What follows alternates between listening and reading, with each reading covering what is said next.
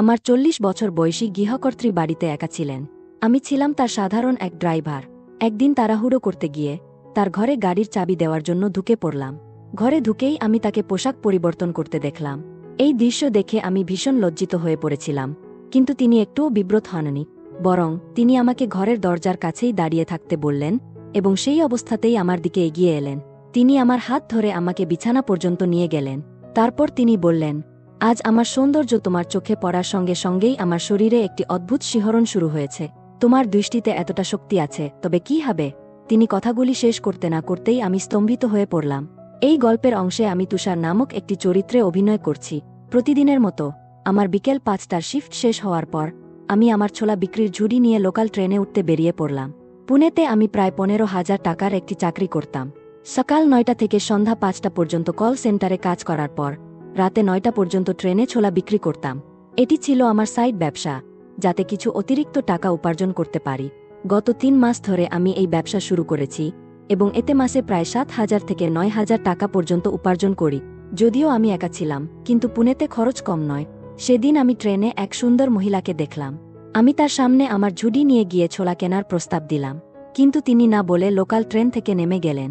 কাকতালীয়ভাবে আমার স্টেশনটিও সেটাই ছিল, তাই আমিও সেখানে নেমে গেলাম। বিস্ময়করভাবে সেই মহিলা ঠিক আমার সামনেই হাঁটছিলেন। তার মুখে এক ধরনের সরলতা দেখা যাচ্ছিল। সেদিন আমি যে তাকে সাহায্য করতে পারব তা আমি কল্পনাও করিনি। স্টেশনের বাইরে আসতেই আমি দেখলাম সেই মহিলা একটু চিন্তায় পড়েছেন এবং একটি বড় গাড়ির পাশে দাঁড়িয়ে আছেন। আমি তার কাছে গিয়ে জিজ্ঞেস করলাম, আপনার কি কোনো সাহায্য দরকার? তিনি বললেন, তুই সাধারণ একজন ছোলা বিক্রেতা, আমাকে কি সাহায্য করবি? এত বড় গাড়ি কখনো দেখেছিসও কিনা সন্দেহ, চালানো তো আরও দূরের কথা। আমাকে এক জরুরি ড্রাইভার প্রয়োজন। আমি বললাম, আপনার যদি কোনো আপত্তি না থাকে তবে আমি আপনার ড্রাইভার হতে রাজি আছি। যখন আমি 4 হুইলারটি চালাতে শুরু করলাম তখন আমার ড্রাইভিং দেখে তিনি অবাক হয়ে গেলেন। তিনি আমার পাশে বসে আমাকে গন্তব্যের পথ নির্দেশ দিতে লাগলেন। তিনি বললেন, আমার ড্রাইভার হঠাৎ করেই গাড়ি ছেড়ে বাড়ি চলে গিয়েছে। আজকাল যে কারোরই কোনো সমস্যা হতে পারে। তার ছেলে অসুস্থ হওয়ার কারণে সে তাড়াহুড়ো করে গাড়ি এখানে রেখে চলে গিয়েছে। আমি গাড়ি চালাতে জানি না, ভাগ্যক্রমে তুমি এসে গিয়েছ। অল্প সময়ের মধ্যেই আমি তাকে তার বাংলে পৌঁছে দিলাম। পুনেতে তার বাড়িটি একটি সোসাইটিতে ছিল।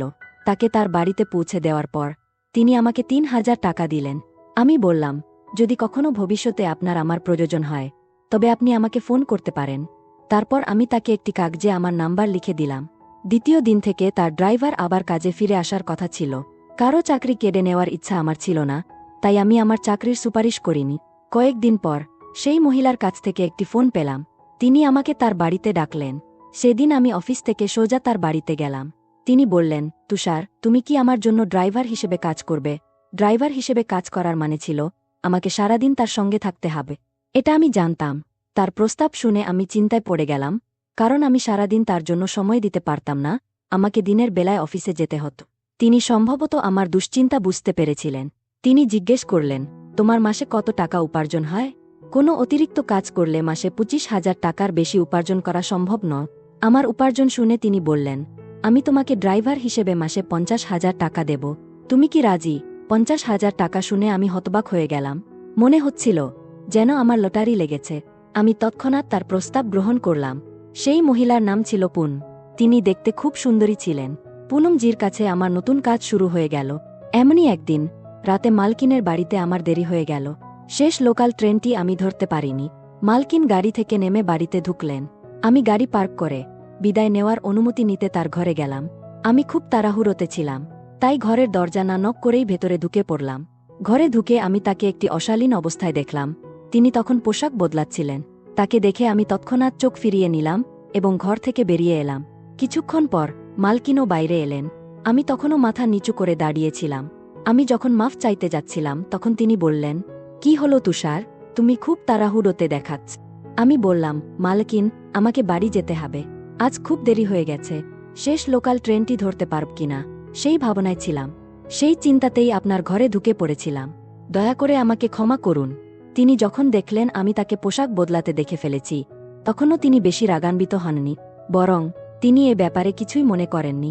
তিনি বললেন, আজ রাতটা এখানেই থেকে যাও। যাই হোক, তোমার বাড়িতে তোমার জন্য অপেক্ষা করার মতো কেউ নেই। তুমি তো একাই থাকো, আর আমিও এখানে একা। একটা কাজ করো, আজ থেকে তুমি আমার সঙ্গেই এখানে থেকে যাও। 1 বছর পর আমার সন্তান বিদেশ থেকে ফিরে আসবে। যখন তারা ফিরে আসবে তখন তুমি নিজের বাড়িতে ফিরে যেতে পারবে। ততদিন তুমি নিশ্চিন্তে এখানে আমার সঙ্গে থাকতে পারো। তার দ্বিতীয় প্রস্তাবটিও আমার জন্য লাভজনক ছিল। তবে তিনি আমার প্রতি এতটা উদার কেন ছিলেন সেটা আমি জানার চেষ্টা করিনি। তিনি আমার কাছ থেকে কোনো অযাচিত কিছু প্রত্যাশা করবেন এমনটা আমার ধারণা ছিল না। সেই রাতেই আমি তার বাড়িতে থেকে গেলাম। তিনি আমাকে বাড়িতে থাকার জন্য একটি ঘর দিলেন। আমার ছোট, পুরনো, ভাঙাচোরা ঘর আর মালকিনের এই বিশাল বাংলে, এই দুটির মধ্যে আকাশপাতাল ফারাক ছিল। সেই দিন থেকে আমি মালকিনের সঙ্গে থাকতে শুরু করলাম। এখন রাত করে বাড়ি ফিরলেও কোনো সমস্যা হতো না, কারণ আমাকে আর কোনো লোকাল ট্রেন ধরতে তাড়াহুড়ো করতে হতো না। এক রাত মালকিন আমাকে তার ঘরে ডাকলেন। মালকিন ঘরে সবসময় খুব সাজগোজ করে থাকতেন। সেদিনও যখন আমি তার ঘরে গেলাম, তিনি তার চুল ঠিক করতে ব্যস্ত ছিলেন। আমি তার বিছানায় গিয়ে বসে পড়লাম। ঘরের শান্ত পরিবেশে যেন অন্য কোনো সংকেত পাওয়া যাচ্ছিল। আমার মনে নানা ধরনের চিন্তা ঘুরপাক খাচ্ছিল। হয়তো তিনি আমাকে বলবেন যে আমার পরিবর্তে অন্য কোনো ড্রাইভার নিয়োগ করতে চান। আমি জিজ্ঞেস করলাম, মালকিন, আপনি আমাকে এখানে কেন ডাকলেন? কোনো কাজ ছিল কি? তিনি বললেন, অপেক্ষা করো, বলছি তো, একটু ধৈর্য ধর। আমাকে চুল ঠিক করতে দা। রাতের শোয়ার সময় কেউ এভাবে থাকতে পারে না। চুল ঠিক করার পর তিনি আমার পাশে বসে বললেন, আমি তোমাকে এমনই আমার ঘরে ডেকেছি। এখানে কাজ করতে করতে অনেক দিন হয়ে গেছে। কাজের ব্যস্ততায় আমি তোমার কোনো খোঁজ নিতে পারিনি। আচ্ছা, আমাকে বলো, তোমার পরিবারে কে কে আছে? আমার মনে হয় তুমি পুনেতে একা থাক। এটা আমি জানি, কিন্তু তোমার গ্রামে তো নিশ্চয়ই কিছু পরিবার রয়েছে। এই কথায় আমি বললাম, না, গ্রামে আমার আর কেউ নেই। আমার বাবা মা ছিলেন, কিন্তু তারা অনেক আগেই আমাকে ছেড়ে চলে গেছেন। তাদের চলে যাওয়ার পর থেকেই আমি একা আছি। মালকিন আমার থেকে প্রশ্ন করছিলেন, তাই আমিও তাকে একটা প্রশ্ন করলাম। আমি বললাম, মালকিন, আপনার স্বামীকে তো কখনো দেখিনি। আপনি সেদিন বলেছিলেন আপনার সন্তানরাও দেশে রয়েছে। আপনার কজন সন্তান আছে? তখন তিনি বললেন, আমার স্বামী কয়েক বছর আগে আমাকে ছেড়ে চলে গেছেন। আমার মাত্র একটাই ছেলে আছে, যে তার স্ত্রীসহ বিদেশে বাস করে। সে অল্প বয়সেই বিদেশে থিতু হয়ে গেছে, আর এখন আমি এখানে একাই থাকি। কথা বলতে বলতে মালকিন আমার খুব কাছে এসে দাঁড়ালেন। তার চোখে জল ঝরছিল। আমি বললাম, যদি আপনার সন্তানের কথা মনে পড়ে তাহলে তাকে ফোন করুন, আপনার মন ভালো লাগবে। কিন্তু তিনি বললেন, তুষার, আমি আমার সন্তানের কথা ভেবে কাঁদছি না। আমার ছেলে তার জীবন নিয়ে খুব ব্যস্ত। আমি এখানে নিজের কাজেই নিজেকে ব্যস্ত রাখি। তবে মাঝে মাঝে এই একাকিত্ব আমাকে ভীষণ কষ্ট দেয়। এই কথাগুলো বলতে বলতে মালকিন তার মাথাটা আমার কাঁধে রাখলেন। তিনি এক প্রকার প্রেমিকার মতো আমার হাত ধরেছিলেন। যখন আমি তার বয়স জিজ্ঞাসা করলাম, তখন জানতে পারলাম তিনি 40 বছরে। আমি বললাম, মালকিন, আপনি একদমই 40-এর মতো দেখাচ্ছেন না। আপনি নিজেকে কিভাবে এতটা ফিট রেখেছেন? আপনার সৌন্দর্য তো একেবারে যুবতী মেয়ের মতো। আমার প্রশংসা শুনে তার মুখে হাসি ফুটে উঠল। তিনি বললেন, এমন প্রশংসা আগে কখনো কেউ করেনি। ধীরে ধীরে তিনি আরও কাছে আসতে লাগলেন। তার অপ্রত্যাশিত সুখের আকাঙ্ক্ষা ছিল, যা আমি বুঝতে পারছিলাম না। তখন আমি বললাম, আমার ঘুম পাচ্ছে, এবং আমি তার ঘর থেকে বেরিয়ে আসতে চাইলাম। কিন্তু তিনি আমার হাত ধরে বললেন, তুষার, আমি ভাবিনি তুমি এতটা বোকার মতো হবে। একজন সুন্দরী মহিলা বারবার তোমার কাছে আসছে, আর তুমি তা বুঝতে পারছ না কেন? তুষার, তুমি যেভাবে আমার যত্ন নিচ্ছ, তাতে তুমি আমার মন জয় করে নিয়েছ। আমি তোমাকে পছন্দ করতে শুরু করেছি। মালকিন 40 বছরের হলেও তিনি অত্যন্ত সুন্দরী ছিলেন। শুধু তাই নয়, তিনি ছিলেন ভীষণ ধনীও। তিনি তার একাকিত্ব কাটাতে আমার সঙ্গে সময় কাটাতে চেয়েছিলেন। এত সুন্দরী একজন মহিলা আমার জীবনে প্রথমবার এলেন। তার প্রস্তাব শুনে আমি একটু ভাবলাম। আমি বললাম, মালকিন, আপনি কি আমাকে শুধুমাত্র আপনার একাকিত্ব দূর করার জন্য পছন্দ করেছেন, না সত্যিই আপনি আমাকে ভালোবাসেন? তিনি বললেন, তুষার, আমি সাধারণত কোনো পুরুষের সঙ্গে সহজে কথা বলি না, কিন্তু তুমি আমার মনে একটা বিশেষ জায়গা করে নিয়েছ। আমি তোমাকে এমনই আমার ঘরে ডাকিনি। 40 বছরের এক মহিলা তার বয়সের তুলনায় বেশি উদ্যম দেখাচ্ছিলেন। ধীরে ধীরে তিনি আমার কাছে আসতে লাগলেন। তখন আমি তাকে থামিয়ে বললাম, মালকিন, যদি আপনি সত্যিই আমাকে ভালোবাসেন, তাহলে কাল থেকে আমাকে ড্রাইভারের মতো স্টেশনে দাঁড় করিয়ে না রেখে নিজের অফিসে নিয়ে যান। যদি আপনি তা করেন, তাহলে আমি বুঝব আপনি আমাকে ড্রাইভার থেকে প্রেমিকের মর্যাদা দিয়েছেন। আমি একজন মহিলার সঙ্গে থাকতে চাই, যে আমাকে সত্যি ভালোবাসবে। একজন ড্রাইভার হিসেবে আমি আপনার যত্ন নিতে পারি। যদি আমি আপনার জীবন সঙ্গী হয়ে যাই, তাহলে আমি আপনাকে কতটা সুখী রাখতে পারি সেটা আপনি ভাবুন। আমি তো আপনাকে বিয়ে করার কথাই ভাবছি। আমার কথা শুনে মালকিন খুব খুশি হলেন। তিনি বললেন, তুষার, যদি তুমি আমার পরীক্ষা নিতে চাও তবে নাও, আমি তাতে পাশ করবই। তোমাকে আমি সত্যিই ভালোবাসি। আমার মতো 40 বছরের এক মহিলা যদি 30 বছরের এক যুবকের প্রেম পায়, তাহলে এর চেয়ে আনন্দের কিছু হতে পারে না। আমরা দুজন একে অপরের ভালোবাসা স্বীকার করে নিলাম। সেদিন রাতে মালকিন অনেক কথা বললেন। গত কয়েক বছর ধরে মালকিন খুব একা হয়ে পড়েছিলেন, এটা আমি বুঝতে পারলাম। কথা বলতে বলতে আমার হাত তার কাকনের উপর চলে গেল। তার হাতে থাকা কাকনও তার মতোই সুন্দর ছিল। ধীরে ধীরে আমাদের মধ্যে ঘনিষ্ঠতা বাড়তে লাগল।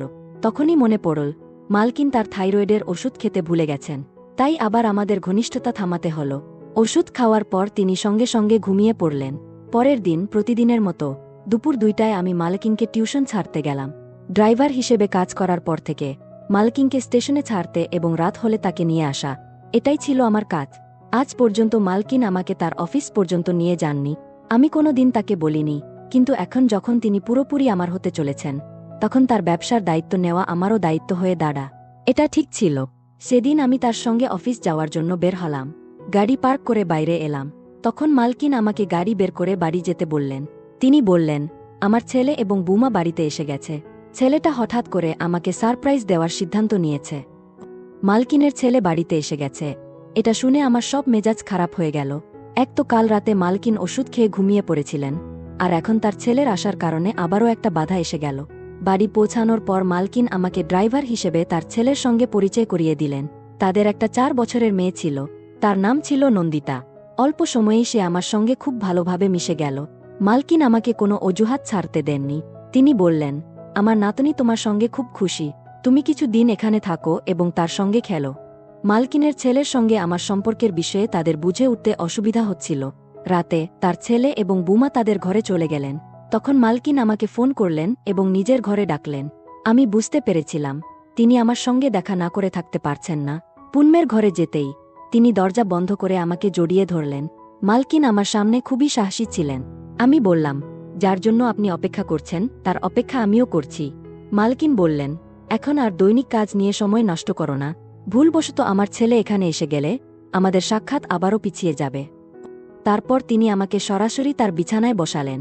সেদিন রাতে মালকিন আমার কোলে সম্পূর্ণ তৃপ্তির সঙ্গে ঘুমালেন। তিনি নিজেকে পুরোপুরি আমার উপর ছেড়ে দিয়েছিলেন। পরের 4-5 দিনও এমনই কেটেছিল। কোনো না কোনো অজুহাতে মালকিন আমাকে তার ঘরে ডাকতেন। বাড়িতে ছেলে এবং বুমা থাকা সত্ত্বেও মালকিন কোনো ভয় ছাড়াই আমার থেকে সেই আনন্দ পেয়েছিলেন যা তিনি চেয়েছিলেন। তাদের 4 বছরের নাতনি তো আমার সঙ্গে খুব ভালোভাবে মিশে গিয়েছিল। একবার মালকিনের নাতনি নন্দিতা খুব কান্না করতে লাগল। তাকে শান্ত করার জন্য আমি তাকে বাইরে নিয়ে গেলাম। কিছুক্ষণ পর মালকিন আমাকে ফোন করে জিজ্ঞেস করলেন, নন্দিতা কোথায়? আমি তাকে বললাম, আপনি আপনার অফিসের পাশে আসুন। দুপুর 3টা থেকে আমি নন্দিতাকে নিয়ে বাইরে ছিলাম। যখন মালকিন তার অফিসের পাশে এলেন, তখন তার নাতনিকে দেখে হতভম্ব হয়ে গেলেন। তিনি বললেন, তুষার, এটা কি হচ্ছে? তুমি আমার নাতনিকে একটা ভিখারির হাতে কেন তুলে দিয়েছ? তুমি কি আমার নাতনিকে ভিক্ষা করাচ্ছিলে? মালকিন তো রাগে ফেটে পড়লেন। তার ছেলেও কথা বলা শুরু করল। সে বলল, তুষার, তুমি যা করেছ তার জন্য আমি তোমাকে ক্ষমা করব না। আমি তোমাকে পুলিশে দেব। তুমি আমাদের ধোঁকা দিয়েছ। তুমি বলেছিলে আমার মেয়েকে মায়ের অফিসের পাশে ঘোরাতে নিয়ে যাত। এখানে তো কোনো অফিসই দেখা যাচ্ছে না। নিশ্চয়ই তুমি আমার মেয়েকে ভিক্ষা করাচ্ছিলে। আমি বললাম, মালকিন, নিজের নাতনিকে রাস্তায় ভিক্ষা করতে দেখে আপনাকে খুব কষ্ট হয়েছে, তাই না? আমি তোমাকে সঠিক জায়গায় নিয়ে এসেছি। এই তো তোমার অফিস, যেখানে তুমি গরিব শিশুদের অপহরণ করে তাদের বিক্রি করো এবং তাদের দিয়ে ভিক্ষাবৃত্তির কাজ করা। এটাই তোমার ব্যবসা। এখানে দাঁড়িয়ে আছে 10 বছরের মেয়ে। সে আমার মেয়ে দীপ্তি। দীপ্তি আমার সব কিছু ছিল। গত কয়েক মাস ধরে আমি তোমার এখানে কাজ করছিলাম, শুধুমাত্র আমার দীপ্তিকে খুঁজে পাওয়ার জন্য। আজ পর্যন্ত তুমি আমাকে কখনো তোমার অফিসে ঢুকতে দাওনি, কারণ তোমার আসলে কোনো অফিসই নেই। এটা 2 মাস আগের কথা। আমি প্রতিদিনের মতো রাতে আমার দীপ্তির সঙ্গে বাড়ি ফিরছিলাম। রেল স্টেশনের ভিড়ে দীপ্তির হাত আমার হাত থেকে ছুটে গেল। আমি অনেক খুঁজলাম, কিন্তু তাকে কোথাও পেলাম না।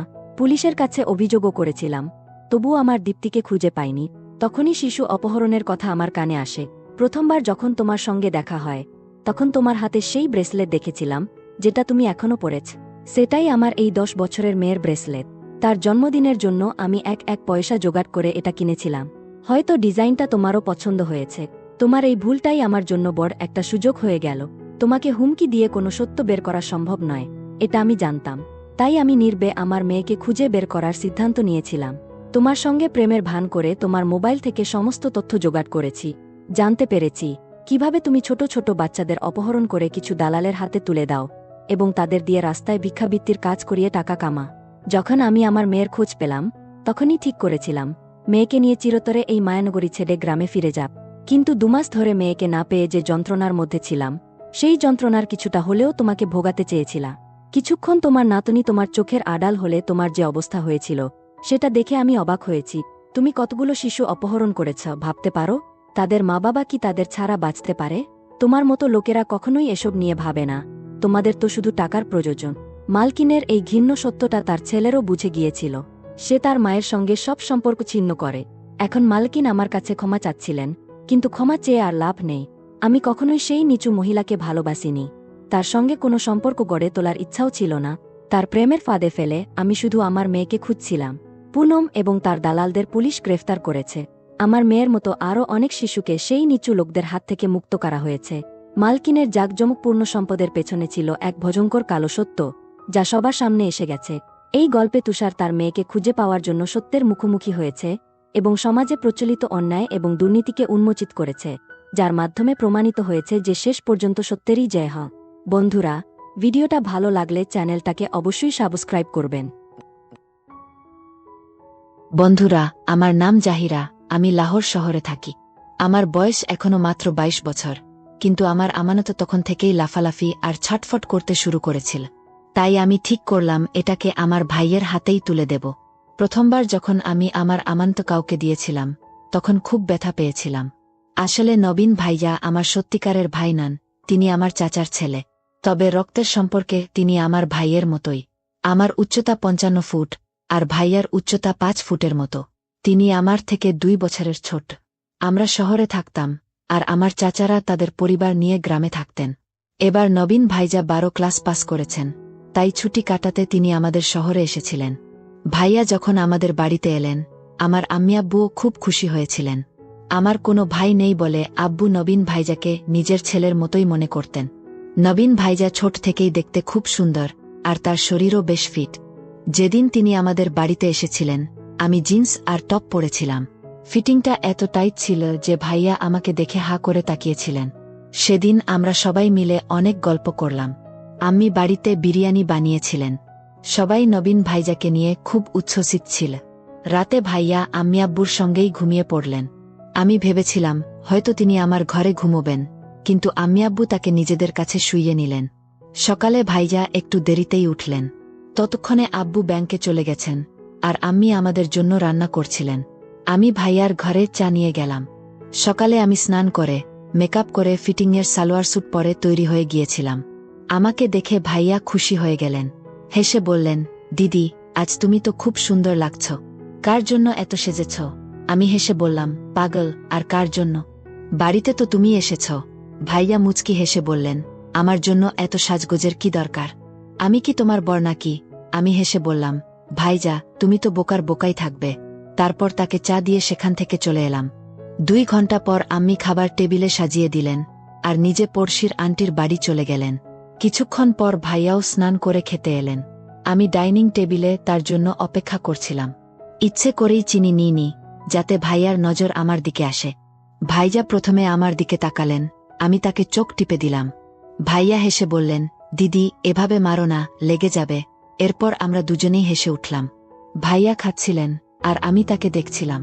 আমি জিজ্ঞেস করলাম, ভাইজা, দুধ খাবে? ভাইয়া চারদিকে তাকিয়ে বললেন, খেতে পারি, কিন্তু এখানে কোথা আছে? আমি মুচকি হেসে বললাম, আমি তো সেই দুধের কথা বলছি না। ভাইয়া আমাকে একটু ধমকের সুরে বললেন, দিদি, তুমি তো একদম বেয়ারা হয়ে গেছ। কেউ কি নিজের ভাইজের সঙ্গে এমন কথা বলে?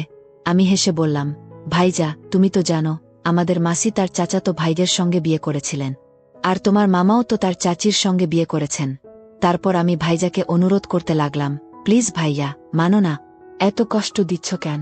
আমরা তো কাউকে মারছি না যে পাপ হবে। আমরা শুধু একটু মজা করতে চাই। আমি তোমাকে অনেক মজা দেব, তুমি শুধু একবার হ্যাঁ বলো। সেদিন আমি ভাইজাকে অনেক বোঝালাম, কিন্তু তিনি রাজি হলেন না। খাওয়ার পর আমরা ঘুমিয়ে পড়লাম। দুপুরের পর আম্মিও ফিরে এলেন। সন্ধ্যায় আমরা 3 জন, আম্মি, নবীন ভাইয়া আর আমি, শহরে ঘুরতে বেরোলাম। সেন্ট্রাল পার্কে গেলাম, হোটেলে খেতে গেলাম। সন্ধ্যায় আব্বুও বাইরে থেকে খেয়ে ফিরলেন। সবাই ক্লান্ত ছিল বলে তাড়াতাড়ি ঘুমিয়ে পড়ল। আজ আমি আম্মি আব্বুর কাছে জেদ করে ভাইজাকে আমার ঘরে শুতে দিলাম। রাতে আমরা প্রায় 12টা পর্যন্ত গল্প করলাম। আমি ভাইজাকে জিজ্ঞেস করলাম, ভাইজা, তোমার কোনো সেটিং আছে কিনা? থাকলেও আমাকে বলো। ভাইজা বললেন, না দিদি, এমন কিছু নেই। তুমি বোঝার চেষ্টা করছো না। আসলে আমিও তোমাকে যতটা পছন্দ করি, তুমিও আমাকে ততটাই পছন্দ করো। কিন্তু দিদি, আব্বু আমাকে ছেলের মতো মনে করেন। আমি যদি তোমার সঙ্গে এসব করি, তাহলে তিনি খুব খারাপ ভাববেন। আমি বললাম, আরে ভাইয়া, আমরা কি আব্বুকে বলবো নাকি? আমরা তো শুধু একটু মজা করতে চাই। ভাইয়া বললেন, না দিদি, এটা তাহলে তাদের সঙ্গে প্রতারণা হবে। আমি তিরছি চোখে তাকিয়ে বললাম, ঠিক আছে, তুমি যদি মজা করতে না চাও, তাহলে থাক। তখন ভাইজা বললেন, না দিদি, তুমি বুড়ো মানলে। আমারও তো দুধ খেতে ইচ্ছে করে। আমি বললাম, তাহলে খেয়ে নাও, এত ভয় পাচ্ছ কেন? সেই রাত থেকে ভাইয়া আমার সঙ্গে অনেক খোলামেলা হয়ে গেলেন। আমরা দুজনে মিলে অনেক দুষ্টুমি আর মজার কথা বললাম। হাসতে খেলতে ঘুমোতে যাচ্ছিলাম, হঠাৎ আম্মির ঘর থেকে কিছু আওয়াজ ভেসে এলো। আমি ভাইজাকে বললাম, চলো ভাইজা, দেখে আসি। কোথাও আবার ঝগড়া শুরু হয়নি তো? ভাইয়া জিজ্ঞেস করলেন, কিসের ঝগড়া? আমি বললাম, কখনো কখনো আব্বু মদ খেয়ে ফিরলে আমি তাকে অনেক বকেন। ভাইজা বললেন, না দিদি, তোমার ভুল হচ্ছে। কোনো আওয়াজ নেই, কিন্তু তখনই আম্মির চিৎকার শোনা গেল। ভাইজা বললেন, হ্যাঁ, আওয়াজ তো আসছে। চলো দেখে আসি, কোথাও আমাদের সাহায্যের দরকার হয় কিনা।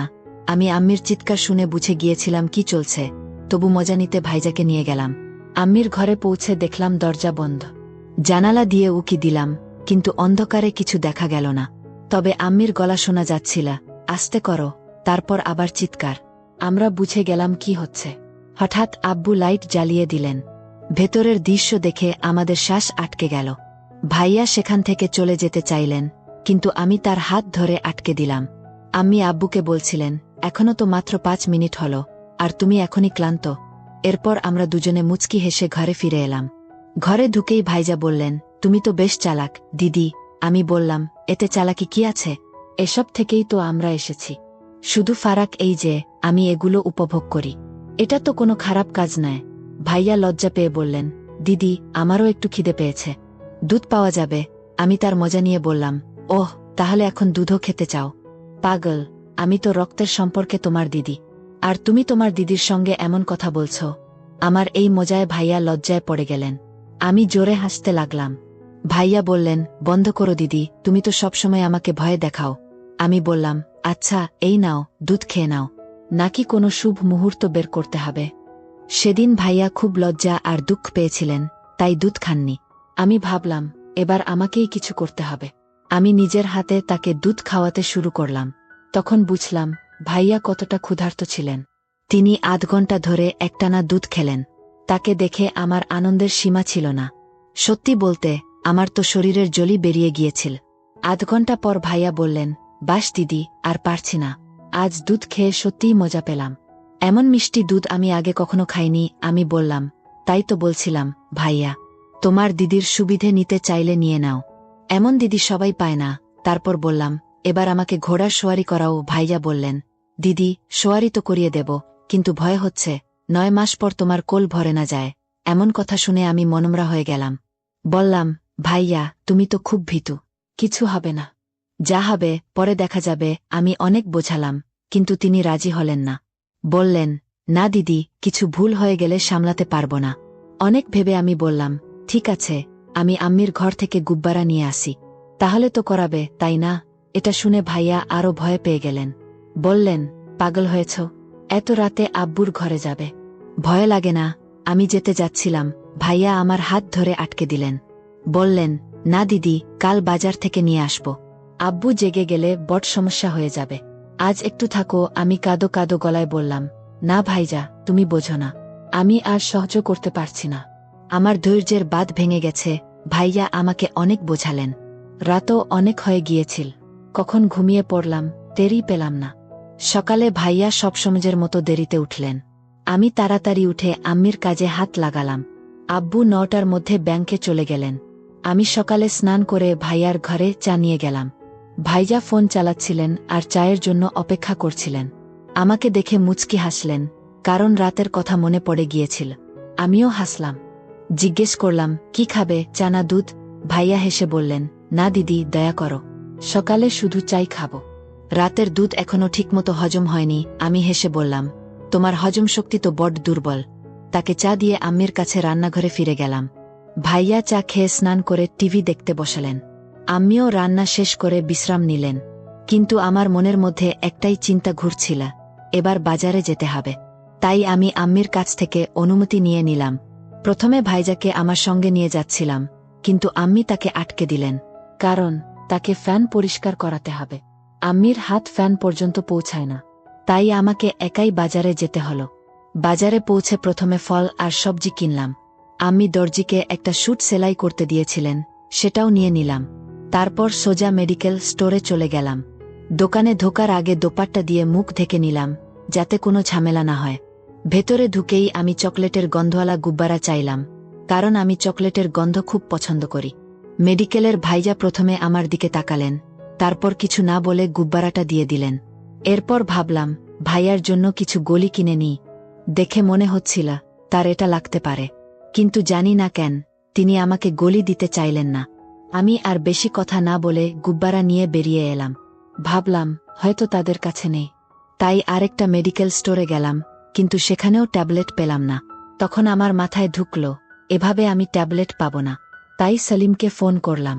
সলিম আমার সঙ্গে 12 ক্লাসে পড়ত। সে আমার ওপর লাইন মারত, কিন্তু তখন আমার এসবে আগ্রহ ছিল না। তাকে শুধু বন্ধু হিসেবেই রেখেছিলাম। সলিমের বড় ভাইয়ের এখানে একটা মেডিকেল স্টোর আছে, তবে সলিম এখন দিল্লি চলে গেছে। সলিমকে ফোন করতেই প্রথমে সে আমাকে চিনতে পারল না, পরে চিনল। আমি যখন ট্যাবলেটের কথা বললাম, সে অবাক হয়ে বলল, আরে জাহিরা, তোমার বিয়ে কবে হলো? আমাকে তো বিয়েতে ডাকলেই না। আমি হেসে বললাম, না, সে কথা নেয়, আমি এখনো অবিবাহিতই আছি। সলিম বলল, ওহ, তাহলে কার জন্য গলি নিচ্ছ? মনে হচ্ছে আজকাল তুমি অনেক বদলে গেছ। আগে তো বেশি কথা বলতে না, কিন্তু এখন পরিস্থিতি অন্যরকম। সলিম সবসময় মজা করে, আমার সঙ্গে মজা নিতেও কোনো কার্পণ্য করে না। একদিন তাকে ধমকে বলেছিলাম, এবার ছাড়ো, তাড়াতাড়ি ট্যাবলেটের ব্যবস্থা করো। সলিম বলল, তুমি আমাদের স্টোরে চলে যাও, আমি ভাইজাকে ফোন করে দেব, শুধু নামটা বলে দিও। সলিমের দোকানে পৌঁছতেই দেখলাম তার ভাই নেই। একটা ছেলে দাঁড়িয়েছিল। আমাকে দেখেই জিজ্ঞেস করল, আপনার নাম কি জাহিরা? আমি মাথা নেড়ে হ্যাঁ বললাম। সে কিছু না বলে ট্যাবলেট দিয়ে দিল, টাকাও নিল না। কাজ শেষ করে আমি তাড়াতাড়ি বাড়ি ফিরলাম। বাড়ি পৌঁছতে দুপুর 2টা বেজে গেল। দেখলাম ভাইয়া তার জিনিসপত্র গুছিয়ে ফেলছেন, বাড়ি ফিরতে চলেছেন। আব্বুও আজ ব্যাংক থেকে তাড়াতাড়ি ফিরেছেন। আম্মিও ছিলেন। এসব দেখে আমি হতভম্ব হয়ে গেলাম। আম্মিকে জিজ্ঞেস করলাম, এসব কি হচ্ছে? ভাইয়া কোথাও যাচ্ছেন? আম্মি বললেন, চাচার ফোন এসেছিল। গতকাল রাতে চাচি সিডি থেকে পড়ে গেছেন, পা ফ্র্যাকচার হয়েছে। বাড়ি সামলানোর কেউ নেই, ক্ষেতের কাজও বেড়ে গেছে, তাই নবীনকে ফিরতে হবে। এটা শুনে আমি খুব মন খারাপ করলাম। আমাদের সব প্ল্যান ভেস্তে যাচ্ছে, আমার সব আশা মাটি হয়ে যাবে। আমি তাড়াতাড়ি ভাইয়ার ঘরে গেলাম। তিনি জিনিস গোছাচ্ছিলেন। রাগে তার জিনিস ছড়িয়ে দিয়ে ধমকাতে শুরু করলাম। ভাইজা বললেন, দিদি দেখো, আমি কি করতে পারি? আমারও এখানে থাকতে খুব ইচ্ছে ছিল, কিন্তু আম্মির শরীর খারাপ, আমাকে যেতেই হবে। আমি বললাম, তাহলে আমার কি হবে? কতদিন ধরে এই মুহূর্তের জন্য অপেক্ষা করছি। দেখো, আমি আজ সব জিনিসও এনে ফেলেছি। আচ্ছা, তুমি আজ থেকে যাও, কাল চলে যেও। তখন চাচার আবার ফোন এলো। তিনি বললেন, যদি পারিস তোর জাহিরা দিদিকেও সঙ্গে নিয়ে আয়। আমি তোর আব্বুর সঙ্গে কথা বলে নেব। জাহিরার যদি পড়াশোনা না চলে, তাহলে 4-5 দিন বাড়ির কাজে আমাদের সাহায্য করতে পারবে। তাই একবার জাহিরার সঙ্গে জিজ্ঞেস করে দেখ। ফোনটা স্পিকারে ছিল। চাচার মুখে এমন কথা শুনে আমার খুশির ঠিক ছিল না। আমি তৎক্ষণাৎ বাইরে এসে আব্বুকে বললাম। তিনি আমাকে বারণ করলেন না। তারপর আমি ভাইয়ার সঙ্গে গ্রামে যাওয়ার জন্য তৈরি হলাম। আব্বু আমাদের রেলওয়ে স্টেশনে পৌঁছে দিয়ে এলেন। পুরো রাস্তায় ভাইয়া জিনিসপত্র নিয়ে খেলতে লাগলেন। ট্রেনেও দুধ খাওয়ার জেদ করতে শুরু করলেন, কিন্তু যাত্রী অনেক ছিল। গ্রামে পৌঁছতে পৌঁছতে অন্ধকার ঘনিয়ে এসেছিল। চাচা আর চাচি দুজনেই দরজায় বসে আমাদের অপেক্ষায় ছিলেন। আমাদের দেখে তারা খুব খুশি হলেন। চাচা আগে থেকেই খাবার বানিয়ে রেখেছিলেন। আমরা গিয়েই প্রথমে খেয়ে নিলাম। তারপর স্নান করে একটু গল্প করলাম। ক্লান্তির জন্য তাড়াতাড়ি ঘুমিয়ে পড়লাম। চাচা আর ভাইজা বাইরে শুলেন, আমি চাচির কাছে শুয়ে পড়লাম। সকাল হতেই আমি সবার জন্য চা বানালাম। চাচির পায়ে একটু মালিশও করে দিলাম। ভাইজা আজও সবসময়ের মতো দেরিতে উঠলেন। ততক্ষণে চাচা খেতে চলে গেছেন। আমি রান্নাঘরে খাবার বানাতে লাগলাম। সবজি কাটছিলাম, তখন ভাইয়াও চা নাস্তা করে আমাকে সাহায্য করতে এলেন। গরমে আমার সারা শরীর ঘামে ভিজে গিয়েছিল। আমাকে ঘামে ভেজা দেখে ভাইয়া বললেন, কেমন আছো দিদি? মনে হচ্ছে তোমার গরমটা আজ বেরোচ্ছে। আমি একটু ন্যাকামি করে বললাম, তোমার থেকে তো কিছু হয় না। ভাইজা বললেন, দিদি আজ শুধু তৈরি থাকো, সন্ধ্যায় আমরা খেতে যাব। তারপর দেখো আমি কি করি। তোমাকে কাঁদিয়ে না ছাড়লে আমার নাম বদলে দিও। আমি হেসে বললাম, এবার বন্ধ করো ভাইয়া, এত ফেলো না।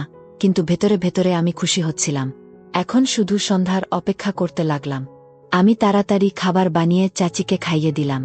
ভাইয়ার জন্যও টেবিলে খাবার সাজিয়ে দিলাম। আমরা একসঙ্গে খেলাম। দুপুরের মধ্যে চাচাও ক্ষেত থেকে ফিরলেন। তিনি স্নান করার সময় আমি তাকে খাবার দিলাম। এরপর আমি স্নান করে তৈরি হতে লাগলাম। লাল রঙের স্যুট পরলাম, একটু মেকআপ করলাম, পারফিউমও লাগালাম। আজ চুল খোপা করে বাঁধলাম, যাতে নষ্ট না হয়। দুপুরে আমরা সবাই ঘুমিয়ে পড়লাম। বিকেল 5টা নাগাদ আবহাওয়া ঠান্ডা হয়ে গেল। আমি চা বানালাম। সবাই চা খেল। তখন চাচা খেতে যাওয়ার জন্য তৈরি হলেন। কারণ আখের ফসল পেকে গেছে। খেতে যেন কোনো বুনো জন্তু না ঢোকে, তাই পাহারা দিতে হয়। কিন্তু আজ ভাইয়া আগেই চাচাকে বলে দিয়েছিলেন, আব্বু আজ আমি আর দিদি খেতে যাব। এই সুযোগে দিদিকে একটু ঘুরিয়েও আনব।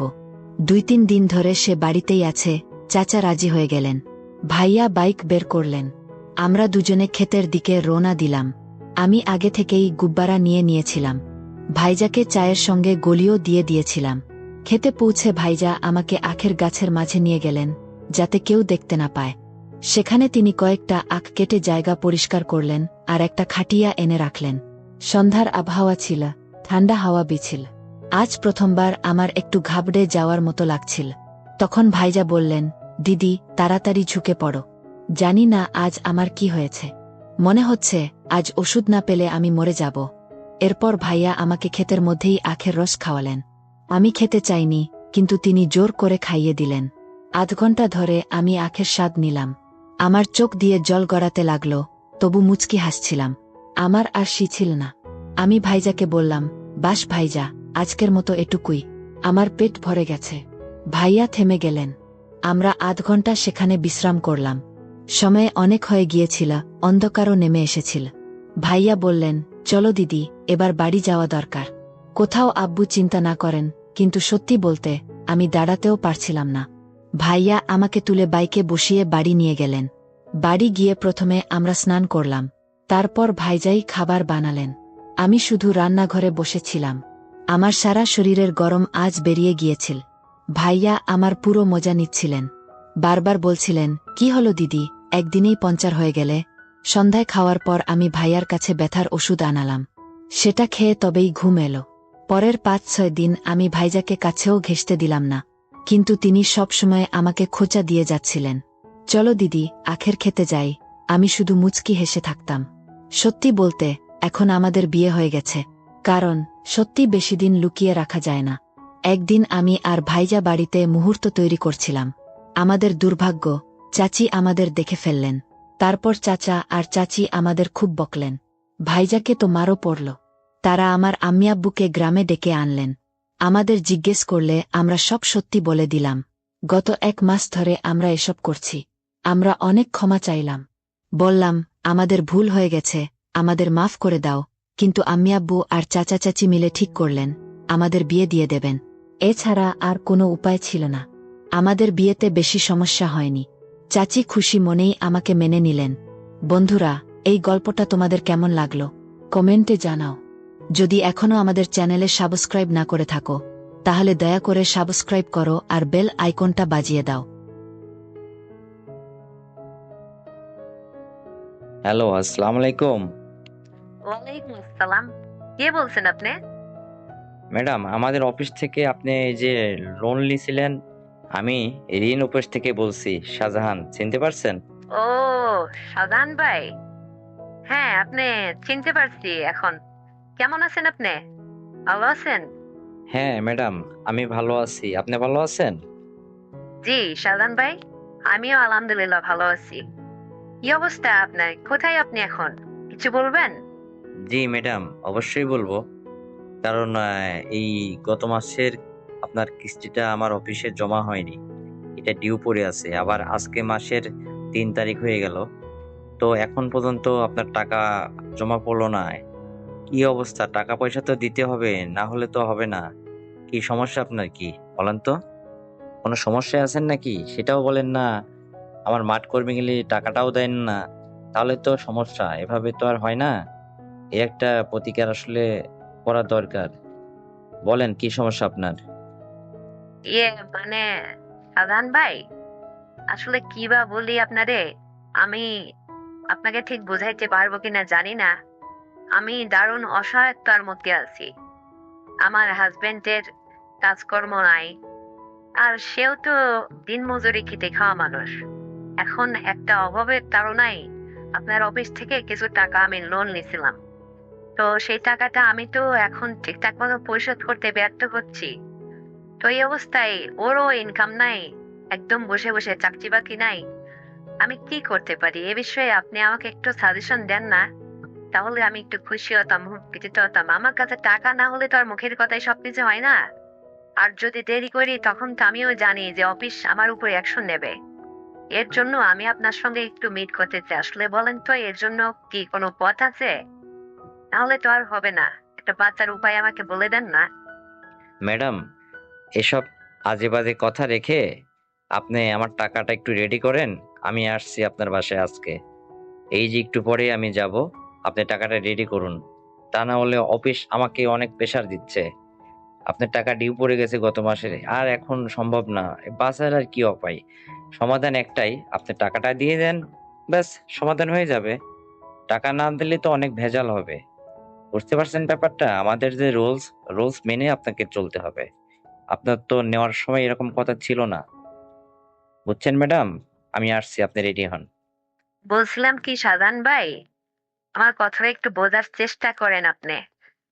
আমি বলছিলাম যে এই টাকাটা আমি তো এখন আপনাকে পরিশোধ করতে পারছি না। বুঝতে পারছেন? তাহলে কি মানে মানে অন্য কোনো উপায় আছে যেটা হলে হয়তো পরিশোধ হবে? বাজার একটা লাইন আর কি। মাইন্ড করেন না। আপনি যেভাবে বলেন আমি সেভাবে পরিশোধ করতে রাজি আছি। আপনি আসুন আমার বাসায়, তারপরে আমি বলছি।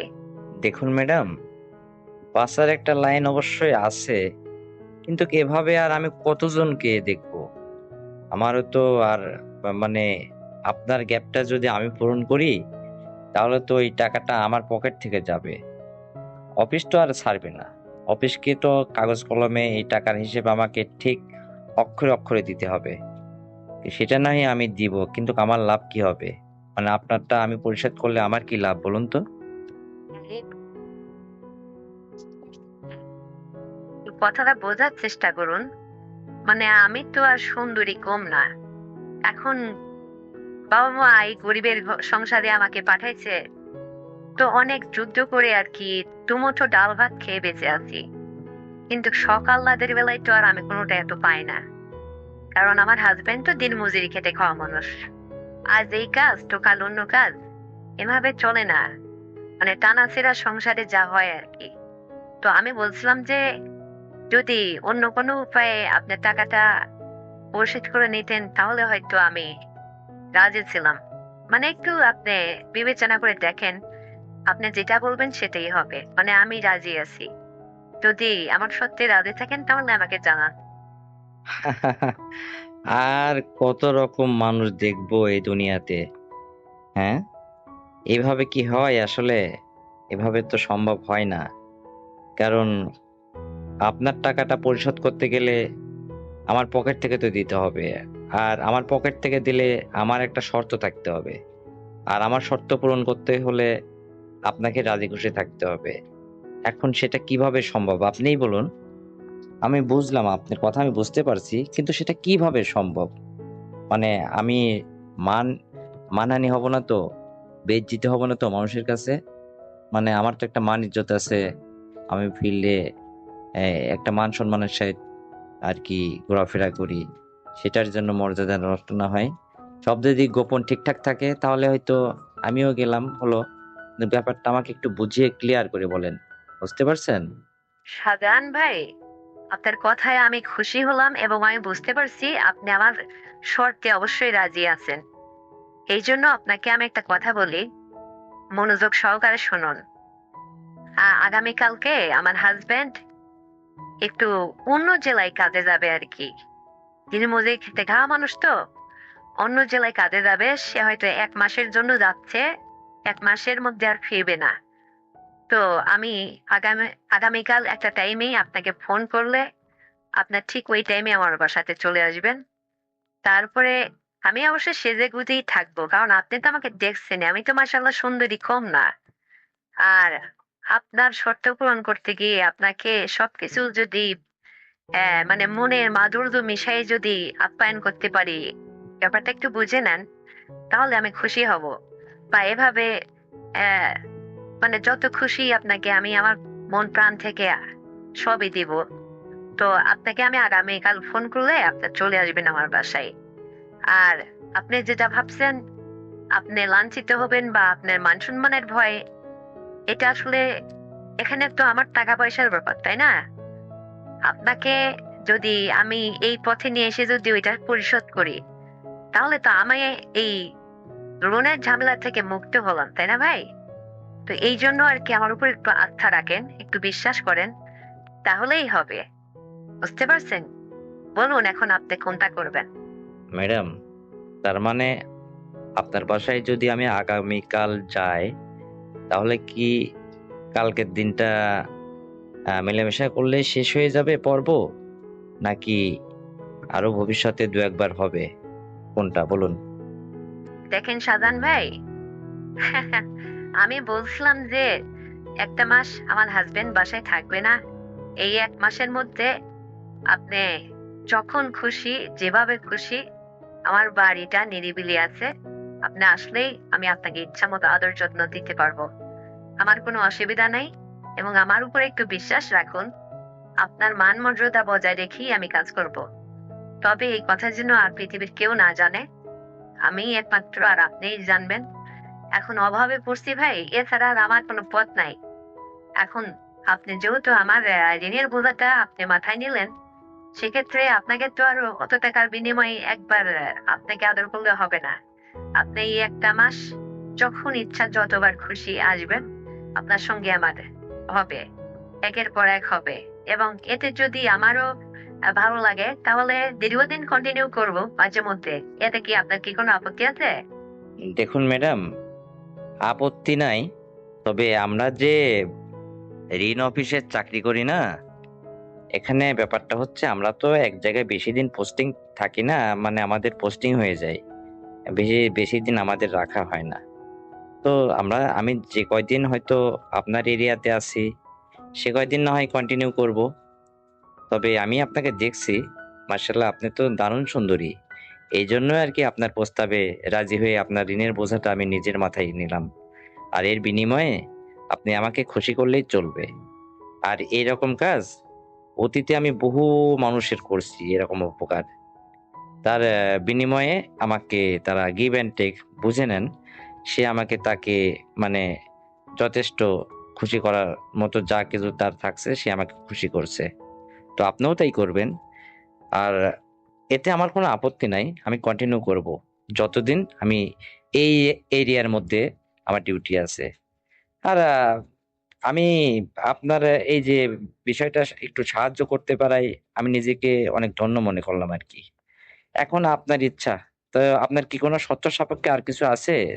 সেটা বললেই হবে আর কি। খুব শর্টে বলুন। বলছিলাম যে আসার সময় সাথে করে একটু প্রোটেকশন নিয়ে আসবেন, তা না হলে যদি বাচ্চা হয়ে যায় তখন কি হবে? যদি বাচ্চা হয়ে যায় এই জন্য বলছি আর কি, একটু প্রোটেকশন সাথে করে নিয়ে আসবেন, তা না হলে কিন্তু হবে না। ব্যাপারটা বুঝতে পারছেন? হ্যাঁ। ও, আচ্ছা ঠিক আছে, নিয়ে আসবো। এমন পাগলি। আচ্ছা, তো আমি রাখতেছি, ভালো থাকেন। আর আগামীকালকে আপনি ফ্রি হয়ে আমাকে ফোন দেন, আমি ঠিক টাইম মতো চলে আসবো। তো ওকে, আল্লাহ হাফেজ, ভালো থাকবেন। আমার একটু অফিসিয়াল কাজ আছে, তো আমি কাজটা সেরে নিই। হ্যাঁ, ওকে, বাই বাই। ঠিক আছে ভাই, আল্লাহ হাফেজ। আরে যে পুলিশের ভাই, আপনাকেই বলছি, দয়া করে আমার চ্যানেলটিকে একটু সাবস্ক্রাইব করে যান এবং ভিডিওতে একটা লাইক দিন, অন্যকে শেয়ার করে একটু দেখার সুযোগ করে দিন, তাহলেই আমি খুশি। ধন্যবাদ। আমার শাশুড়ি ও শ্বশুরের মধ্যকার সম্পর্কের বিষয়টি আমাকে বরাবরই কৌতূহলী করে তুলত। প্রতি রাতে যখন আমি ঘুমাতে যেতাম তখন তাদের ঘর থেকে শুধু একটাই কথা শুনতে পেতাম, আর একটু ধৈর্য ধরো, আর মাত্র কিছুক্ষণ। কিন্তু শাশুড়ির কণ্ঠ বলত, আমি আর সহ্য করতে পারছি না। এই কথা শোনার পর আমার মনে অদ্ভুত চিন্তা কাজ করত। কি এমন ঘটছে যে শাশুড়ি আর সহ্য করতে পারছেন না? এক রাতে কৌতূহল সামলাতে না পেরে আমি লুকিয়ে তাদের ঘরের দিকে উকি দিলাম, কিন্তু যা দেখলাম তাতে আমি হতবাক হয়ে গেলাম। বন্ধুরা, পুরো ঘটনা জানতে হলে গল্পটি শেষ পর্যন্ত দেখুন। আমার নাম মালতী। আমি বাংলাদেশের একটি ছোট্ট গ্রামে থাকি। আমার পরিবার অত্যন্ত গরিব ছিল। আমার মা ছাড়া দুনিয়ায় আমার আর কেউ ছিল না। মায়ের একটাই শর্ত ছিল, যেখানে আমি বিয়ে করব সেখানেই সে থাকবে। আমার বিয়ে হয়েছিল এক সাধারণ পরিবারে। সেই ঘরে ছিলেন আমার শাশুড়ি, শ্বশুর ও তাদের ছেলে হামিদ। কিন্তু বিয়ের কিছুদিন পরই একটি দুর্ঘটনায় আমার স্বামী মারা যায়। এটি আমার জীবনের সবচেয়ে বড় দুঃখের মুহূর্ত ছিল। স্বামীর মৃত্যুর পর আমাদের আগের বাসা ছেড়ে দিতে হয়, তাই মা আমার সঙ্গে শ্বশুরবাড়িতেই থেকে গেলেন। তবে স্বামীর মৃত্যুর পর শ্বশুরবাড়ির পরিবেশ একেবারেই বদলে গেল। আমার শ্বশুর কয়েক মাস আগেই তৃতীয় বিয়ে করেছিলেন। কিন্তু আমি লক্ষ্য করলাম, প্রতিদিন সকালে আমার নতুন সৎ শাশুড়ি চোখের পানি ফেলছেন, কখনো কাঁদতে কাঁদতে পেটে হাত রাখছেন। তাকে অসহায় দেখাত, কিন্তু যখন জিজ্ঞাসা করতাম তখন কিছুই বলতেন না, মুখ ঘুরিয়ে নিতেন যেন লজ্জা পান। একদিন সকালে রান্নাঘরে তাকে কান্না করতে দেখে আর সহ্য করতে পারলাম না। আমি জিজ্ঞাসা করলাম, কি হয়েছে আপা, আপনি এত কষ্ট পাচ্ছেন কেন? তিনি মাথা নিচু করে বললেন, তুমিও তো বিবাহিতা নারী, তুমি বুঝতে পারছ না আমি কি কষ্টের মধ্যে আছি। আমার স্বামী বয়সের এই পর্যায়ে এসেও 10 জন পুরুষের শক্তি ধরে রেখেছেন, আমি আর পারছি না। তার কথা শুনে আমি লজ্জায় পড়ে গেলাম। আমার স্বামীর সঙ্গে দাম্পত্য জীবনের অভিজ্ঞতা খুব অল্প ছিল, তাই আমি এই কষ্ট পুরোপুরি বুঝতে পারিনি। কিন্তু একটা প্রশ্ন আমাকে ভাবিয়ে তুলল, 55 বছরের শ্বশুরের এত শক্তি এল কোথা থেকে? তার হাড়মাংস তো বয়সের কারণে দুর্বল হওয়ার কথা। পরবর্তী 10 দিন আমি চুপচাপ এই দৃশ্য দেখতে থাকলাম। প্রতিদিন শাশুড়িকে কাঁদতে দেখতাম, কিন্তু কিছু বলতাম না। আমার স্বামী মাত্র 18 বছর বয়সী ছিল, আর সে সপ্তাহে 2 বার আমার কাছে এলেই ক্লান্ত হয়ে যেত। অথচ শ্বশুর প্রতিদিন শাশুড়িকে এমন অবস্থায় ফেলে দিত যে তিনি সকালে ঘরবাড়ির কাজ পর্যন্ত করতে পারতেন না। মাঝে মধ্যে মনে হতো শাশুড়ি হয়তো বাড়িয়ে বলছেন। এই বয়সে একজন পুরুষ কিভাবে প্রতিদিন এইসব করতে পারে? এক রাতে ঘুম আসছিল না, তাই আমি বেরিয়ে এলাম। হাঁটতে হাঁটতে কখন যে শ্বশুরের ঘরের সামনে পৌঁছে গেছি খেয়াল করিনি। হঠাৎ ভেতর থেকে আওয়াজ এল। শাশুড়ি রাগান্বিত কণ্ঠে বলছিলেন, তুমি আমার জীবন নরক বানিয়ে দিয়েছ। আমি ভেবেছিলাম কিছুদিনের মধ্যেই ঠিক হয়ে যাবে, কিন্তু তোমার এই পাগলামি তো শেষই হচ্ছে না। আর পারছি না, আমাকে ছেড়ে দাও। শ্বশুরের কণ্ঠ এল, এখনই তো রাত শুরু হয়েছে, তুমি এত দ্রুত এসব কথা বলছ কেন? আমি আর শুনতে পারলাম না। মাথার ভেতর হাজারো প্রশ্ন ঘুরতে লাগল। আমি চুপচাপ দাঁড়িয়ে তাদের কথা শুনছিলাম। কিছুক্ষণ নীরবতার পর ভেতর থেকে শাশুড়ির ধীর কান্নার শব্দ ভেসে এলো। তখনই বুঝতে পারলাম ভেতরে কি ঘটছে। লজ্জায় আমি আর দাঁড়াতে পারলাম না, পেছনে ফিরে এলাম। সেই রাতের পর আমার আর কোনো সন্দেহ রইল না, শাশুড়ি ঠিকই বলেছিলেন, এই বয়সেও শ্বশুরের স্বাস্থ্যের অবস্থা দারুণ ভালো। এরপর থেকে আমি আর শাশুড়ির কষ্টের দিকে তাকাতাম না, কারণ এটা ছিল স্বামী স্ত্রীর ব্যক্তিগত ব্যাপার। কিন্তু একদিন সকালে দেখি শাশুড়ি কান্নাভেজা চোখে ঘর থেকে বেরিয়ে আসছেন, সঙ্গে একটা ব্যাগ। তিনি আমার মায়ের দিকে তাকিয়ে বললেন, আমি আর পারছি না। এই লোক আমার জীবনটা শেষ করে দিয়েছে। আমি আর এক মুহূর্ত এখানে থাকব না। আমার মা তাকে থামানোর চেষ্টা করলেন, আমিও বোঝানোর চেষ্টা করলাম, কিন্তু তিনি সিদ্ধান্ত নিয়ে ফেলেছিলেন। কোনো কিছু শোনার প্রয়োজনও বোধ করলেন না, ব্যাগ হাতে বাড়ি ছেড়ে বেরিয়ে গেলেন। আমি একবার মায়ের দিকে তাকালাম, তিনি মাথায় হাত দিয়ে বসে আছেন। আমি দ্রুত এক গ্লাস পানি নিয়ে তার সামনে ধরতেই মা বললেন, তোমার শ্বশুর কোনো স্ত্রীকে ঘরে টিকতে দেয় না। 55 বছর বয়সেও সে কি এমন করে যে সবাই তাকে ছেড়ে চলে যায়? এবারও একই কাণ্ড ঘটল। কিছুদিনের মধ্যেই সে আবার বিয়ের জন্য পাগল হয়ে উঠবে। মায়ের কথা শুনে আমার হেসে ফেলার উপক্রম হল, কারণ আমার শ্বশুর একজন স্ত্রী ছাড়া একদিনও চলতে পারেন না। কোনো স্ত্রী তার সঙ্গে বেশিদিন থাকতে পারেনি। অথচ এই শাশুড়ি তো বেশ ভালো মানুষ ছিলেন। সংসারের সব কাজ সামলাতেন, শ্বশুরেরও খুব যত্ন নিতেন। কিন্তু বন্ধ দরজার পেছনে কি হচ্ছিল তা কেউ জানত না। এত বয়সেও কোথা থেকে এত শক্তি পেতেন, সেটাই ছিল সবচেয়ে অবাক করা বিষয়। এই মেয়েটিও অনেক কষ্টে পাওয়া গিয়েছিল। গরিব ঘরের মেয়ে হওয়ায় তার পরিবার তাকে এক প্রকার বাধ্য হয়ে 55 বছরের এক বৃদ্ধের হাতে তুলে দিয়েছিল। আমার যখন বিয়ে হয় তখন প্রথম শাশুড়ি জীবিত ছিলেন, তখন সবকিছুই স্বাভাবিক ছিল। কিন্তু তার মৃত্যুর পর থেকেই শ্বশুরের নতুন বিয়ের পালা শুরু হল। প্রথম স্ত্রী কিভাবে তার সাথে মানিয়ে নিয়েছিলেন জানি না, তবে এরপরের কারো পক্ষেই বেশিদিন টিকে থাকা সম্ভব হয়নি। আমি মাকে সান্ত্বনা দিতে বললাম, আপনি চিন্তা করবেন না, সব ঠিক হয়ে যাবে। কিন্তু আমি জানতাম, মাও জানতেন, এটা এত সহজে ঠিক হবে না। বাস্তবেও তাই হল। 2 দিনও কাটল না, শ্বশুর বাড়ির সব লোককে ডেকে চিৎকার করে বললেন, সাইমা চলে গেছে তো কি হয়েছে? আমার জন্য নতুন বউ খুঁজে আনো, আমি একা থাকতে পারব না। মার আগে মাথায় হাত দিয়ে বললেন, তোমার স্বভাব যদি না পাল্টায় তাহলে আমি আর তোমার জন্য বিয়ের ব্যবস্থা করব না। তাছাড়া এখনো সাইমা তোমার স্ত্রী, তাকে বোঝাও, ফিরে আসতে বলো। শ্বশুর তখন হাত জোর করে বলতে লাগলেন, ও খুব নখরা করত, হাত দিলেই ভান করত যেন কি হয়ে গেছে। এবার এমন কাউকে চাই যে একটু স্থির হবে, যে আমার সাথে মানিয়ে চলতে পারবে। এবার মাঝবয়সী স্বাস্থ্যবান একটা বউ খুঁজে দাও। শ্বশুরের কথা শুনে আমি অবাক হয়ে গেলাম। মা কোনো কথা না বলে চুপচাপ ঘরে চলে গেলেন। আমি লজ্জায় মাথা নিচু করে নিলাম। শ্বশুর যেন 18-19 বছরের কোনো ছেলের মতো আবদার করে যাচ্ছেন, অথচ তার বয়স 55, মাথার সব চুল ধবধবে সাদা। মা আর কথা না বাড়িয়ে তার কথা এড়িয়ে গেলেন। কিন্তু শ্বশুরও নাছরবান্দা, তিনি না খাওয়া না কথা বলা শুরু করলেন। শুধু একটাই দাবি, বিয়ে করতে হবে। নিজেকে একেবারে ঘরের মধ্যে আবদ্ধ করে ফেললেন।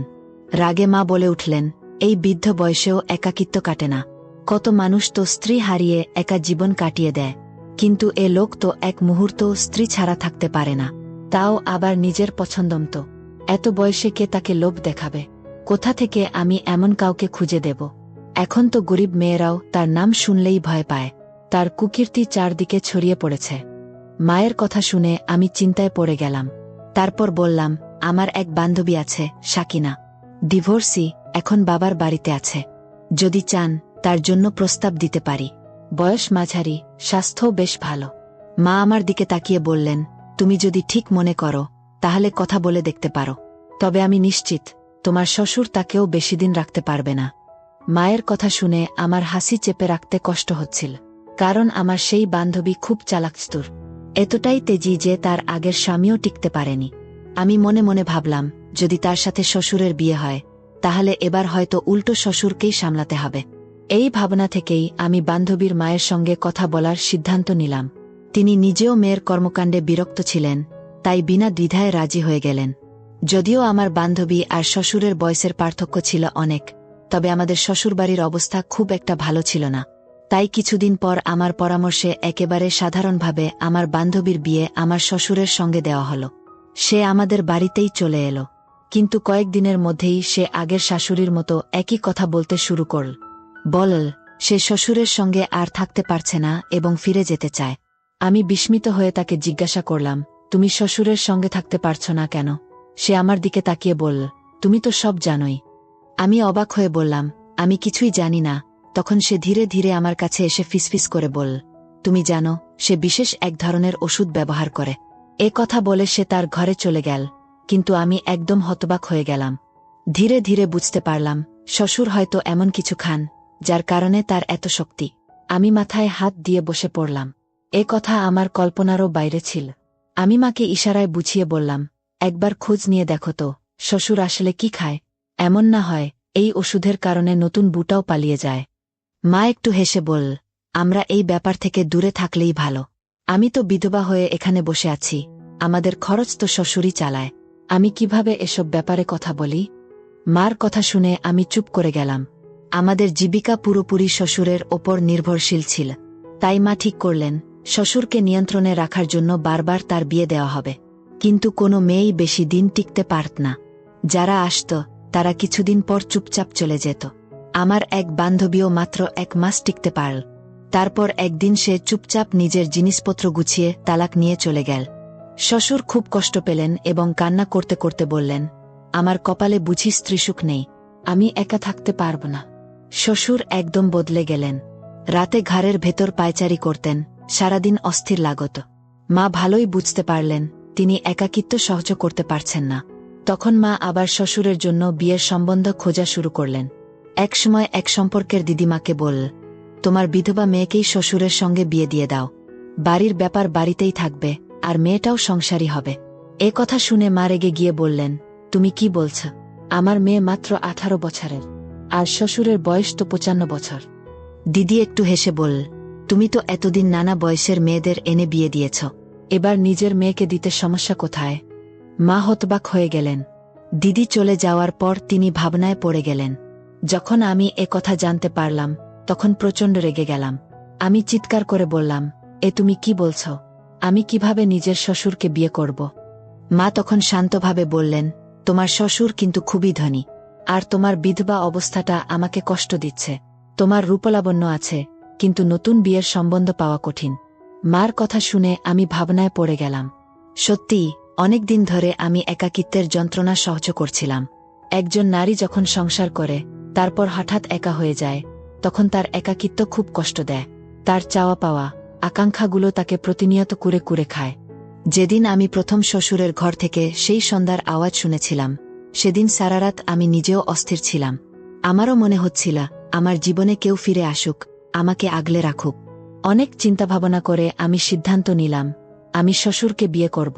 যখন শ্বশুর এ কথা শুনলেন, তখন আনন্দে পাগল হয়ে গেলেন। তিনি বললেন, এ তো আমার জন্য আশীর্বাদ, তুমি আমাকে ছেড়ে কখনো যাবে না। মাও সাদাসিধেভাবে আমাদের বিয়ের ব্যবস্থা করলেন। বিয়ের পর আশেপাশের সবাই যখন জানতে পারল, তখন সবাই হতবাক হয়ে গেল। সবাই জানত তিনি আমার শ্বশুর ছিলেন, কিন্তু এখন তিনি আমার স্বামী। আমিও ধীরে ধীরে বিষয়টি মেনে নিতে লাগলাম। তবে বিয়ের রাতেই আমার মনের মধ্যে ভয় ঢুকে গেল। আমি ভাবতে লাগলাম, শ্বশুর আসলে কতটা শক্তিশালী। প্রথম রাতেই তিনি কি করবেন? আমি কি সহ্য করতে পারব? কিছুক্ষণ পর শ্বশুর ঘরে এলেন এবং আলমারি খুলে একটি খাম বের করে কোনায় রাখলেন। আমি কিছুক্ষণ চুপচাপ দেখছিলাম, তারপর আর থাকা গেল না। উঠে গিয়ে জিজ্ঞাসা করলাম, আব্বাজান, কি করছেন? তিনি হাসিমুখে বললেন, ভাজা ছোলা আছে, আমি এগুলো খাই। শ্বশুরের এই কথা শুনে হঠাৎ করে শাশুড়ির সেই কথাগুলো মনে পড়ে গেল, যেখানে তিনি বলেছিলেন যে তার স্বামী নাকি কিছু দেশি ওষুধ ব্যবহার করেন। মুহূর্তের মধ্যে আমি খামটা তার হাত থেকে ছিনিয়ে নিলাম এবং বললাম, আপনার এগুলো খাওয়ার দরকার নেই। শ্বশুর একটু রেগে গেলেন, খামটা আমার হাত থেকে নিয়ে বললেন, আমি তো বুড়ো হয়ে যাচ্ছি, নিজের যত্ন নিজেকেই নিতে হবে। এরপর তিনি এক মুঠো ছোলা নিলেন, তার সঙ্গে একটু মিছরি ও দুধ মিশিয়ে গ্লাসে ঢাললেন। তারপর এক নিঃশ্বাসে গ্লাসের সবটুকু দুধ খেয়ে নিলেন। আমি অবাক হয়ে তার দিকে তাকিয়ে রইলাম। মনে হচ্ছিল, এবার বুঝি আমিও শাশুড়ির মতো শ্বশুরের কাছে টিকতে পারব না। কিন্তু কিছুক্ষণ পর যা হলো, তা দেখে আমি হতবাক। শ্বশুর স্নেহমাখা কণ্ঠে আমার হাত ধরে বললেন, তুমি অনেক ক্লান্ত, একটু বিশ্রাম নাও। তার চোখে মুখে কোনো অশালীনতা বা কোনো খারাপ ইঙ্গিত ছিল না, বরং তিনি আমার ক্লান্তির কথা ভেবেছেন, আমাকে বিশ্রাম নিতে বলেছেন। আমি অবাক হয়ে রইলাম। কিছুক্ষণ পর গভীর ঘুমে তলিয়ে গেলাম। পরদিন সকালে সবকিছু বেশ স্বাভাবিক লাগছিল। শ্বশুর আমাকে ডাকলেন এবং একটি খাম আমার হাতে দিয়ে বললেন, এটা তোমার ভবিষ্যতের জন্য। এটা তোমার নিজের নামে ব্যাংকে জমা করে রেখো, যাতে যদি আমার কিছু হয়ে যায়, তাহলে তুমি কোনো সমস্যায় না পড়ো। আমি কিছুটা অপ্রস্তুত হয়ে বললাম, আপনার সঙ্গী আমার জন্য যথেষ্ট, এসব টাকার দরকার নেই। আমার কথা শুনে তিনি মৃদু হাসলেন, কিন্তু তারপরও ব্যাংকে গিয়ে সেই টাকা আমার নামে জমা করিয়ে দিলেন। এরপর কয়েকদিন কেটে গেল। আমি শ্বশুরের মধ্যে কোনো খারাপ অভ্যাস দেখতে পেলাম না, বরং তিনি ছিলেন শান্ত স্বভাবের, দায়িত্ববান এবং খুব যত্নশীল একজন মানুষ। আমাদের মধ্যে একটা সুন্দর সম্পর্ক তৈরি হয়েছিল। তবে তিনি কখনো কোনো জোরাজুরি করেননি। আমার মতামত ও সম্মতি ছাড়া কখনোই কোনো বিষয়ে আগ বাড়িয়ে যাননি। আমি অবাক হয়ে ভাবতাম, এমন ভদ্র, সংযমী মানুষও কি হয়?